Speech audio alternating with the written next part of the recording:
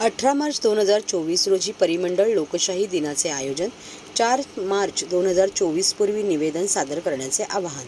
नागरिकांच्या वैयक्तिक तक्रारींचा निपटारा तातडीने होण्यासाठी तालुकास्तरीय लोकशाही दिनाच्या धर्तीवर ठाणे महानगरपालिकेच्या वतीने दर महिन्याच्या 3ऱ्या या सोमवारी परिमंडळ स्तरावरही लोकशाही दिनाचे आयोजन केले आहे. त्यानुसार 8 मार्च 2024 रोजी परिमंडळ लोकशाही दिन होणार आहे. या लोकशाही दिनासाठी नागरिकांनी 15 दिवस आधी म्हणजे 4 मार्च पूर्वी आपली निवेदने सादर करण्याचे आवाहन ठाणे महानगरपालिकेच्या वतीने करण्यात आले आहे.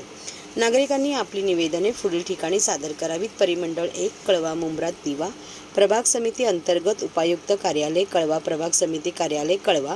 परिमंडळ 2 नौपाडा वागळे, प्रभाग समिती अंतर्गत उपायुक्त कार्यालय नौपाडा, प्रभाग समिती कार्यालय ठाणे पश्चिम. परिमंडळ 3 उथळसळ वर्तकनगर लोकमान्य सावरकर नगर माजिवडा मानपाडा, प्रभाग समिती अंतर्गत उपायुक्त कार्यालय माजिवडा मानपाडा, प्रभाग समिती कार्यालय ठाणे पश्चिम. नागरिकांनी प्रथमतः परिमंडळ लोकशाही दिनात अर्ज दाखल करावेत.